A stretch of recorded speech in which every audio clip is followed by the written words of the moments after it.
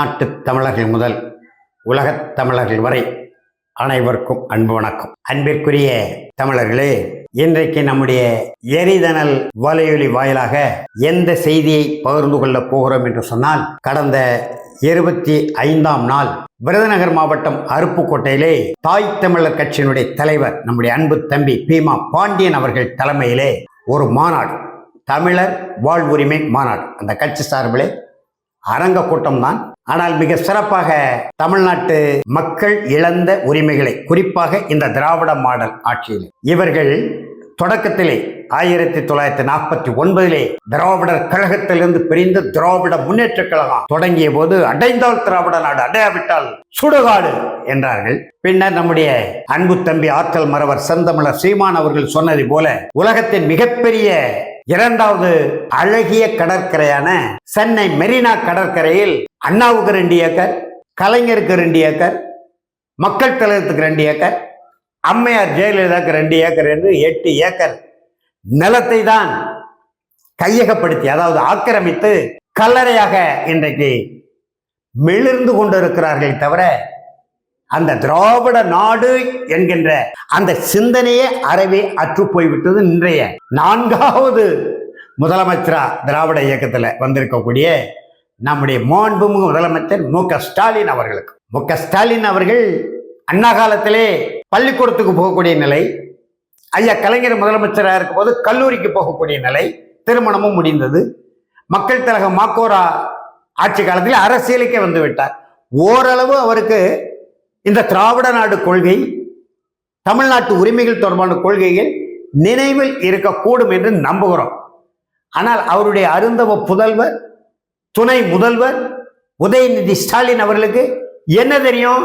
விலை மதிப்பில்லா கோடிக்கணக்கான பணங்களை கொடுத்து வாங்கிய சொகுசு மகிழ்ந்து வருமான வரித்துறையினரால், அமலாக்கத்துறைன்னு நினைக்கிறேன், எடுத்துட்டு போன வரலாறெல்லாம் பதிவாகி இருக்கு. இப்படிப்பட்ட நிலையில்தான் சிறு சிறு மக்கள் கூட்டமாக இருந்தாலும் தமிழர் அமைப்புகள், தமிழர் நல கட்சிகள், தமிழ் தேசிய இயக்கங்கள், பேரவைகள் எல்லாம் ஆங்காங்கே என்னை போன்றவர்கள், நாம தமிழ் தேச தன்னுரிமை கட்சி என்றால் அங்கே பரமக்குடியிலே இருக்கக்கூடிய நம்முடைய அன்பு தம்பி பீமா பாண்டியன் அவர்கள் தாய் தமிழர் கட்சி என்ற அடிப்படையிலே ஒரு கட்டமைப்பை உருவாக்கி கொண்டு இலக்கு ஒன்றுதான் இனத்தின் விடுதலை என்ற இலக்கை நோக்கி பயணித்துக் கொண்டிருக்கிறார்கள்.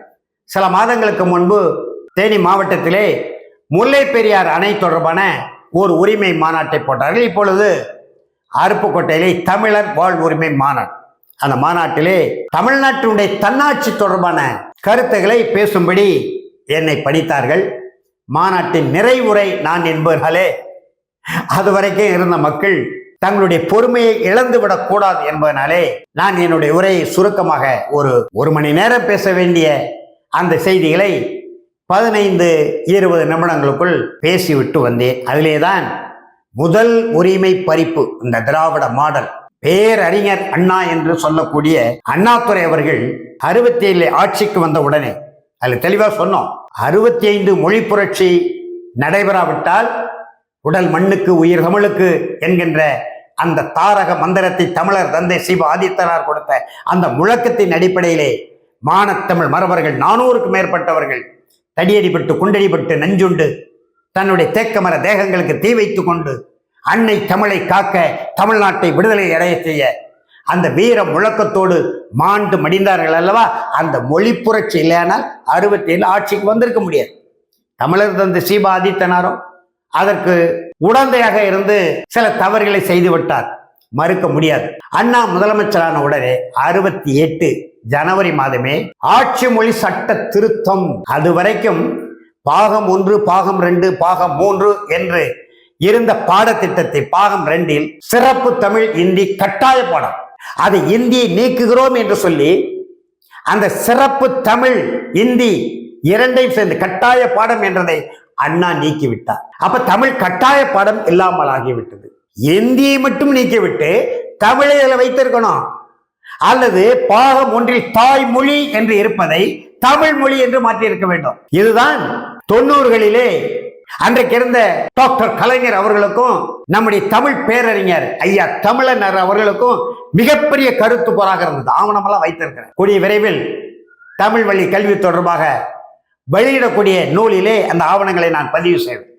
மிகப்பெரிய ஒரு சொற்போர் கருத்து போர் நடைபெற்று நம்முடைய ஐயா அருணாசலம் அவர்கள் ஏற்பாட்டிலே தமிழ் சான்றோர் பேரவையிலே தமிழ் வழி கல்விக்கெல்லாம் நாம போராடணும். அதுலதான் இந்த அண்ணாவினுடைய ஆட்சி மொழி சட்டம் 1956 பெருந்தலைவர் காமராஜர் காலத்திலே இயற்கையான தமிழ் உணர்வோடு அன்றைக்கு இருந்த கல்வி அமைச்சர் சி சுப்பிரமணியம் சட்டமன்றத்திலே கொண்டு வந்து நிறைவேற்றினார். படிப்படியாக தொடக்க கல்வி முதல் பல்கலைக்கழகம் வரை தமிழை பயிற்சி மொழியாக்குகிறோம், எங்கும் தமிழ் எதிலும் தமிழ் என்ற நிலை வரும் என்று காய்களை நகர்த்தி கொண்டிருந்தார்கள். எல்லாமே தமிழில் வந்து கொண்டிருந்தது. ஆனால் அண்ணா கொண்டு வந்த, நான் சொல்ல, ஐயா கலைஞர் அவர்களால் தஞ்சை தமிழ் பல்கலைக்கழகத்துக்கு துணை வேந்தராக நியமிக்கப்பட்ட மா ராஜேந்திரன் சொல்கிறார். அவர்தான் பிற்காலத்தில் தமிழ் வளர்ச்சித்துறை இயக்குநராகவும் பதவி வைத்தார். அவர் சொல்கிறார், எழுதியிருக்கிறார், அந்த சிறப்பு தமிழ் இந்தி கட்டாயம் என்றிருந்ததை இந்தியை நீக்குகிறோம் என்ற போர்வைக்குள் தமிழையும் சேர்த்து அண்ணா நீக்கிவிட்டார். அதனாலதான் 65 மொழி புரட்சியிலே அந்த மானத்தமிழ் மறவர்களை பக்தோச்சலம் கையில் எதற்கு துப்பாக்கி இருக்கிறது, சுட்டுத்தள்ளு காசலி பசங்களை என்று சொன்னவர், தமிழை சனியன் என்று மொழிந்தவர், வீட்டு வேலைக்காரியிடமும் ஆங்கிலத்தில் பேச சொன்ன அந்த ஈவேராவினுடைய தமிங்கில கொள்கையை, ஆகையினால்தான் 67 ஆட்சிக்கு வந்தவுடனே இந்த ஆட்சி தமிழர்களை சுட்டுக் கொள்ள சொன்ன, தமிழர்களை காலி பசங்கள் என்று சொன்ன, உலக முதன்மொழி உயர்தனி செம்மொழியான தமிழை சங்கராச்சார் நீசப்பாசை என்று சொன்னார். இந்த ஈவேரா சனியன் என்று சொன்னார், தாய்மொழி பைத்தியம் என்று சொன்னார். இப்படி சொன்னவருக்கு இந்த ஆட்சியை காணிக்கையாக்கினார்கள். எப்படி தமிழ் உரிமை பறிக்கப்படுகிறது? அடுத்து காவிரி சிக்கல். 1924 ஆண்டு போன்ற உடன்படிக்கை 74 புதுப்பிக்கப்பட வேண்டும் சில அடிகளில் எழுதி அதிலே கோட்டை விட்டது திராவிடம். அடுத்து பச்சை தமிழ் மண்ணார்ந்த கச்சத்தீவை கோட்டை விட்டோம். ஆயிரக்கணக்கான மீனவர்களை 26 பேரை அல்லது 28 பேரை பகல்காமிலே சுற்றுலா பயணிகளை தீவிரவாதிகள் சுட்டு கொன்று விட்டார்கள், போர் தொடுக்கிறார்கள் பாகிஸ்தான் மீது.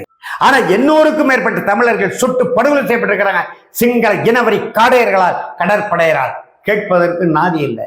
அந்த பச்சை தமிழ் நிலமான கச்சத்தீவை 75, 76 இந்த திராவிட மாடல் ஐயா கலைஞர் முக்கராண்டி ஆட்சி காலத்தில் இழந்தோம். முல்லை பெரியார் அணை உரிமை 152 அடி 999 ஆண்டுகளுக்கு கர்னல் பென்னிக்கு ஏற்படுத்திய அந்த ஒப்பந்தம் திருவிதாங்கூர் சமஸ்தான அரசுக்கும் சென்னை மாகாண அரசுக்கும் இன்றைக்கு 142 அடி தண்ணியை தேக்க வேண்டும். அண்மையில கூட உச்ச நீதிமன்றம் அறிவுரை சொல்லி இருக்கிறது. அந்த சிற்றணையை பலப்படுத்துவதற்கு, புதுப்பிப்பதற்கு தேவையான மரங்களை தமிழ்நாடு அரசு பொதுப்பணித்துறை வெட்டி கொள்வதற்கு உடனடியாக கேரள அரசு உரிமை தர வேண்டும் என்று. இப்பொழுது தண்ணி வந்து கொண்டிருக்கு. 152 அடி தண்ணீரை தேக்கலாம். 142 அடி நீக்கிவிட்டு சிற்றணையை பழுது பார்த்து விட்டு வலிமைப்படுத்தி விட்டு 152 அடி கொண்டு போக வேண்டும். இரண்டாவது சுரங்கப்பாதை அமைக்க வேண்டும், உச்ச நீதிமன்ற தீர்ப்பு. இப்படி எத்தனையோ உரிமைகள். சாலை போக்குவரத்து 40 கிலோமீட்டருக்கு ஒரு முறை சுங்கச்சாவடிகள் என்னும் சுரண்டல் சாவடிகள், நிலம் கையகப்படுத்துதல், வடநாட்டார் வந்து குவிதல், பண்பாட்டு சீரழிவு, நடை உடை எல்லாம் தமிழர்கள் இன்னும் வடநாட்டுக்காரர்களை பார்த்து இந்தியர்களை போல், இந்தி பேசக்கூடியவனோ போல் மாற்றிக்கொள்வதற்கான கொடும் சூழல். இப்படிப்பட்ட நிலைகள்லாம் இருந்துதான் உயர் நீதிமன்றத்தை பாதுகாக்கிற உரிமை நம்மிடம் இல்லை. அது கீழே நீதிமன்றத்து வரைக்கும் வந்துவிடுமோ என்று அச்சைப்படக்கூடிய, கவலைப்படக்கூடிய சூழ்நிலை இன்றைக்கு நிலவி கொண்டிருக்கிறது. சரக்கு மற்றும் சேவை வரி ₹1 எடுத்து சென்றால் 29 காசு தான் கொடுக்கிறாங்க.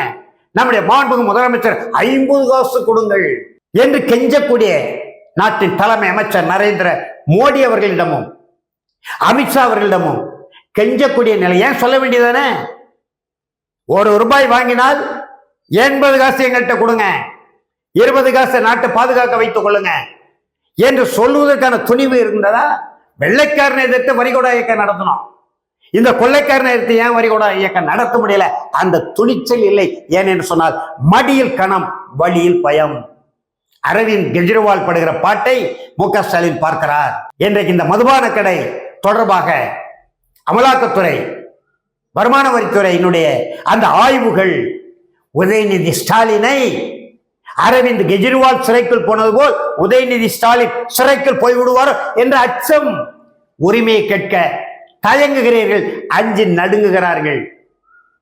ஆக ஒரு ஆற்றல் மிக்க ஒரு பச்சை தமிழன், எதற்கும் துணிந்த வீரத்தை நிலைநாட்டக்கூடிய ஆந்திராவிலே தெலுங்கு தேச தலைவர் NT ராமராவ் இருந்தார் பாருங்க. அவரை போல் இருக்க வேண்டாம். மக்கள் மக்கோரா போல கூட இருக்கக்கூடாது. அம்மையார் ஜெயலலிதா போல இருக்க வேண்டாம். வாஜ்பாய் அரசையே கவிழ்த்து விட்டவர் 90கள் 98 99 காலகட்டத்தில். அந்த மாதிரி அம்மையார் ஜெயலலிதா தான் பேசுறாங்க. அதே சொன்ன அந்த மாநாட்டில் 1993 சேலத்தில் நடைபெற்ற கூட்டத்தில் நாங்கள் கேட்கிறோம், பெற்றுவிட வேண்டும், தமிழ்நாடு பெற்றுவிட வேண்டும், தன்னுரிமை பெற்றுவிட வேண்டும். முற்றும் உணர்ந்தே உரைக்கும் உரை இது, முடிவில் என்றைக்கு மாற்றம் இல்லாதது. பெற்றுவிட வேண்டும், தமிழ்நாடு பெற்றுவிட வேண்டும், தன்னுரிமை பெற்றுவிட வேண்டும். வடக்கிலோ மேன்மேலும் அதிகார வீக்கம், வருமான வீழ்ச்சியோ தெற்கிடை தாக்கும் இடக்கு செய்யிந்தியின் எத்தனை இடையிடையே தொல்லை எத்துணை நாளைக்கு துன்ப எல்லை என்று பாவலரர் ஐயா பெருஞ்சித்தனாருடைய பாடல் அடிகளை சொல்லி பாடுகிறோம், பேசுகிறோம், தன்னுரிமையை நோக்கி நகர்ந்து கொண்டிருக்கிறோம். இந்த சூழ்நிலையில் தான் என்னென்ன உரிமைகளை தமிழ்நாடு திராவிட நாடு பெற்று தருகிறோம் என்று சொல்லி அதிகாரத்துக்கு வந்த இந்த திராவிட மாடல் ஆட்சியாளர்கள் மொழி உரிமை இழக்கச் செய்தார்கள், நீர் உரிமை இழக்கச் செய்தார்கள், நில உரிமை இழக்கச் செய்தார்கள். அருகிலே ஈழ நாட்டிலே மலர்ந்து வந்த தமிழ் ஈழ தனி நாட்டை கொட்டி கவிழ்த்தார்கள். முள்ளிவாய்க்கால இனப்படுகொலை நடந்தது. 1.5 லட்சம் தமிழர்கள் கொத்து குண்டுகளால் சிங்கள இனவெறியர்களால் சுட்டு கொல்லப்பட்டார்கள். வேடிக்கை பார்த்தவர்கள் இந்த திராவிட ஆட்சியாளர்கள். இந்த நிலைகளை எல்லாம் சொல்லித்தான் தாய் தமிழர் கட்சி சார்பிலே அருப்புக்கோட்டையில் நடைபெற்ற நம்முடைய அன்பு தம்பி ஆற்றல் மறவன் பீமா பாண்டியன் அவர்கள் தலைமையில் நம்முடைய மகள் குயிலி நாச்சியார் அவர்கள் கலந்து கொண்டார்கள்.